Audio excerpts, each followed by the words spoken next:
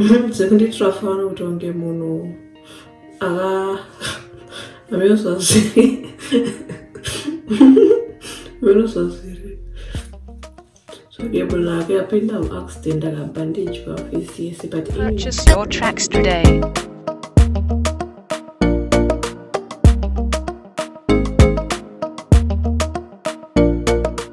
Hi guys, madzoka fumaita basa nekudzoka futi kuchannel kwangu. Saka nhasi ndichange ndichita skin care routine ndizvo here. Ndichange ndichikuratidzai kunonzi kuita sei, zvandinoshandisa kugeza kumeso kwangu nezvandinozora futi kumeso kwangu. Saka handina skin yakati nakei but izvi yanani. Ndakakwanisa kuona mapictures ekudhara ndichine skin yakashata ndokwanisa kukuratidzai but ndakasaona handikwanise kukuratidzai but vanondiziva vanozoona ndine skin yakati shatei. Mamwe madays ndaitonyara kutarisa munhu maziso nekuti heishi yaitonyadzisa kuti nione mazi bundu ndaita mazi hombe apa anobva aita white mablackheads chichipa kuti mazuva anozvanani but ndine 2 mapundu ari kundidetsa kuti ndine 2 mamwe 2 mapundu aya anenge ane like about 4 months. Saka izvezvi ndakazoranzwa kashandisa exfoliator anokwanisa kubva.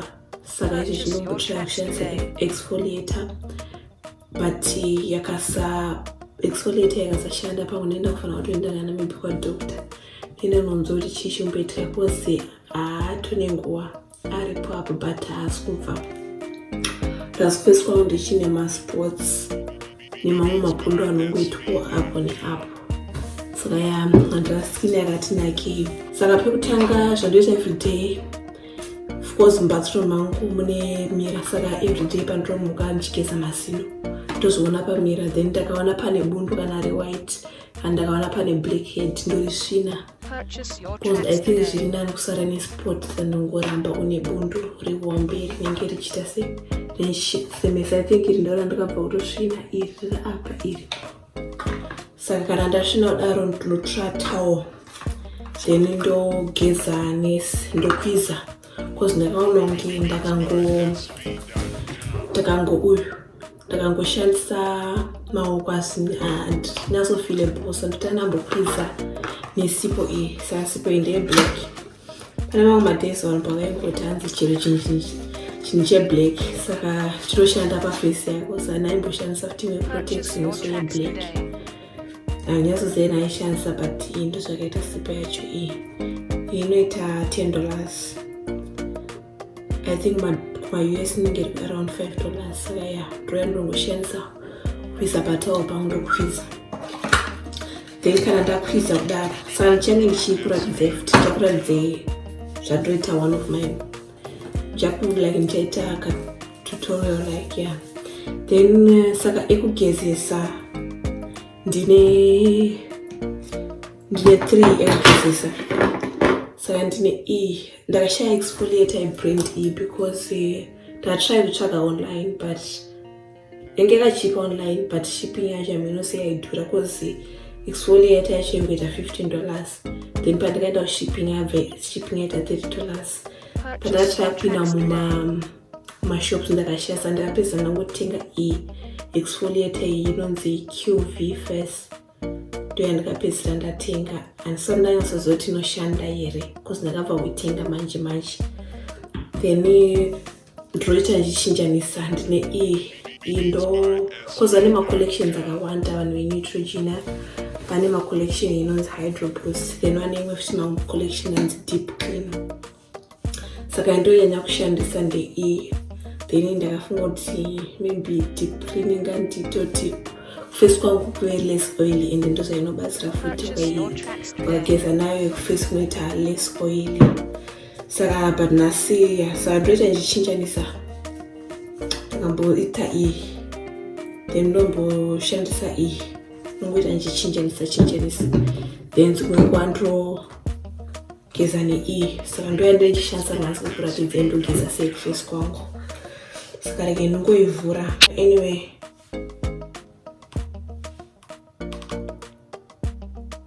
Ngoisa utu utwadai ndakanga notanga ndaita ndotanga namboisa kuti face kwangu tote mbichana ndendozesesa ndakanga saka rege ngoita izvozvo ngoshandisa singiri pass up zvonetsa manje mbotombodzinisa inonzi chikamera kuti uone tisipasimo zoidzosa kuti musoro saka rege ndiko kasikangobvina musini ndidzoke saka so face yangu isapinda musingi hamunyazona zvakaita kuface kwangu ndoone kune masports like uko then ndo anangozanganisa iyano exfoliator iyo ngotanga kuizorera ndofara futi exfoliator cause ine tumatombo like saka tumatombo ndonzwa kunge toichitita se toichindikwesha kuface line masaka njizoifarira futi exfoliator iyoyi yandakatenga iyo paichapera ndokwanchanazokwanisoziva kuti inoshanda iyo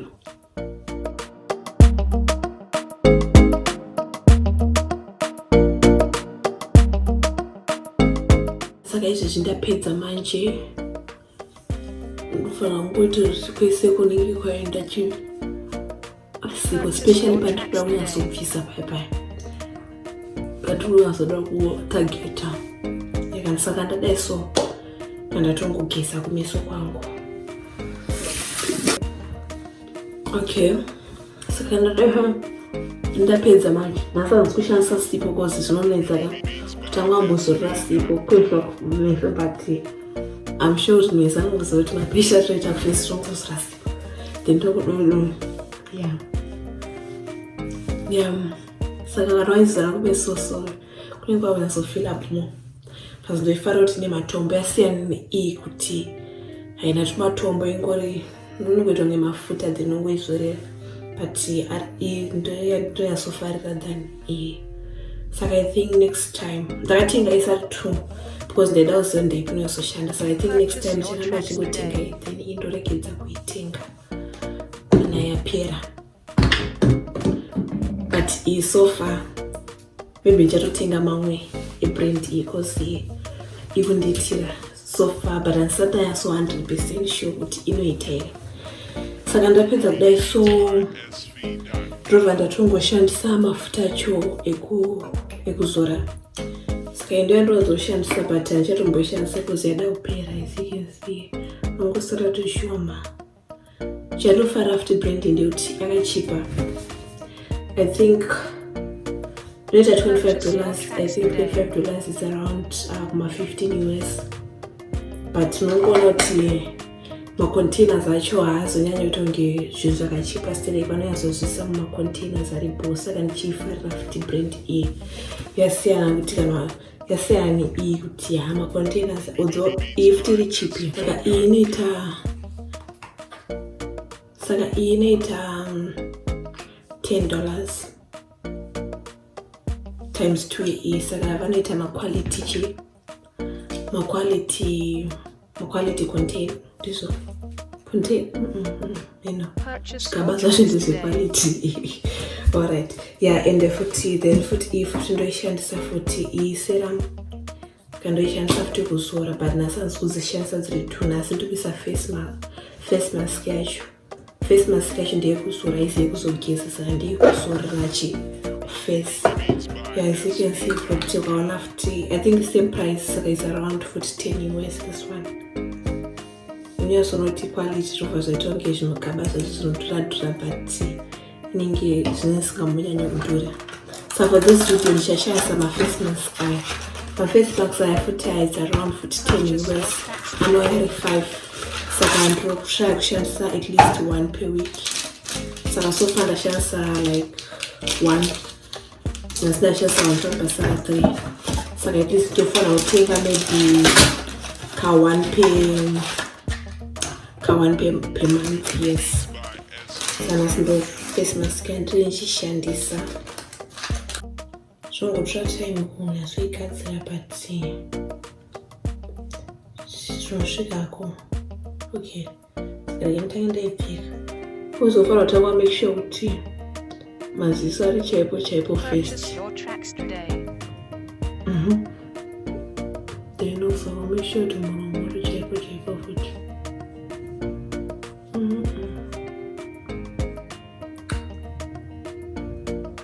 Ndoshandise inonzi chifoni saka ndisinyazoona. Beats by SV.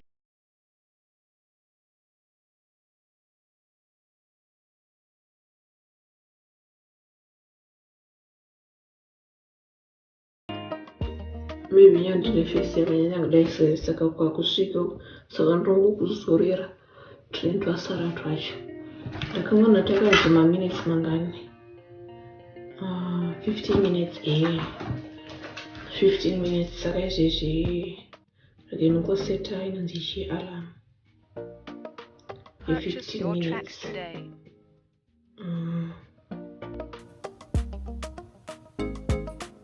15 minutes start. So ndamira 15 minutes kukondoshandisa ichi. Ndakanzonzanzi pane right way nerwrong way here panyaya dzeichi. Zvekunditirafauna kuti unge munhu ameswazviri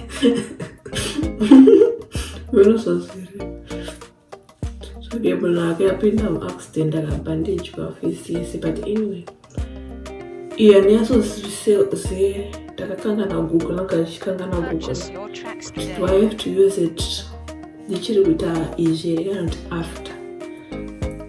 Saka ndiri kuita zvese before and after. Saka ndirongotoisawo mbijana maybe for 1 minute ndichingokurola ndichita sei.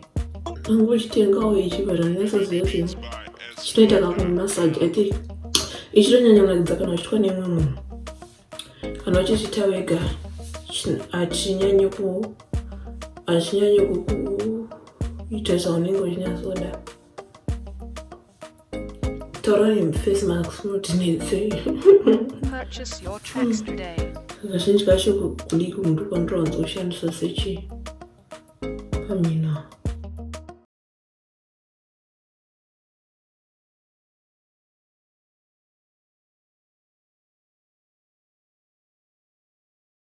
Alright guys, 15 minutes dzazokwana manje. Saka yave nguva kuti tichibvisa face mask. Saka ndo matoro anowanzoitwa vanhu mapictures. Ndaifunga kuti vanenge vazora inonzi chii something chinopenya, but I think ndo zvavanenge vachishandisa. Purchase Saka your tracks wakaenda like today. pauyu wakaenda pane tumafuta totosara ndinonzoda kutoisa kuface, but anyway ikatiisawo pamusino. Saka ndo zvavanenge vashandisa izvi kuface kuitira kupenya kudai. Vanobva vangotrapicha kwakadai. Saka kana kwadai sofuti ndandashandisa futi ndangoshandisa futi rola yangu nguva kudai so mbichana futi kaoneka kuti zvaenda chikwese. Purchase your tracks today. Taura kuti paskrini yangu zvese hangu I can't complain. Tani zvangaimbori tasuri madhisi andaigara kuZimbabwe ra zuva raindaafekta zvaibva zvatonyanya because vaibva kuti zuva apa kuface kuri oili dzaisatombobuda kana navanhu. Saka ndozvandirongoita. Saka izvo zvindada urara. Saka zvemaski zvinonzozvita ndada urara izvezvo I think to 7 then saka handizorari ndakaita unonzi kupenya kudai. So after like maybe 2 around pandotozorara kunenge kwatodry kunenge kwadry. Purchase Saka your tracks today. mask aya ndandongoshandisa. Ndichakuisa each product yandoshandisa. Saka this ones ndovandoshandisa kana everyday kana ndichimhanya. Ndongozora mazuva ndombozora because ayada kupera but akangopera.